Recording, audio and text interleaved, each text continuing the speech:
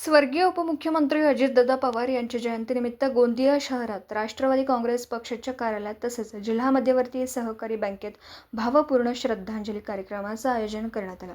खासदार प्रफुल्ल पटेल आणि खासदार राजेंद्र जैन यांच्या कार्यालयात आयोजित या कार्यक्रमात पक्षाचे पदाधिकारी, कार्यकर्ते, समर्थक तसेच बँकेचे अधिकारी आणि कर्मचारी मोठ्या संख्येने उपस्थित होते.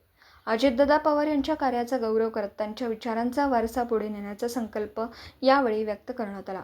तर युवक राष्ट्रवादी काँग्रेसच्या वतीने हरित महाराष्ट्राच्या भविष्यासाठी गोंदिया शहराला लागून असलेल्या कुडवा गावात एक झाड दादा के नाम या उपक्रमाची सुरुवात करीत कुडवा गावात वृक्षारोपण करण्यात आलं. कार्यक्रमाची सुरुवात स्वर्गीय अजितदादा पवार यांच्या प्रतिमेला पुष्पहार अर्पण करून करण्यात आली. उपस्थितांनी 2 मिनिटं मौन पाळून त्यांना भावपूर्ण आदरांजली वाहिली. त्यांच्या सामाजिक, राजकीय आणि जनहिताच्या कार्याचा यावेळी स्मरण करत उपस्थितांनी त्यांच्या योगदानाला अभिवादन केलं.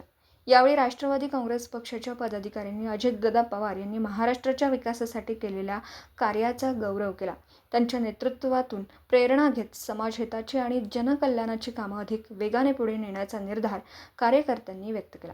श्रद्धांजली कार्यक्रमात पक्षाचे पदाधिकारी, कार्यकर्ते, समर्थक तसेच जिल्हा मध्यवर्ती सहकारी बँकेचे अधिकारी आणि कर्मचारी मोठ्या संख्येने सहभागी झाले होते. तर जयंतीनिमित्त स्वर्गीय अजितदादा पवार यांच्या कार्याला उजाळा देत त्यांच्या स्मृतींना सर्वांनी भावपूर्ण अभिवादन केलं.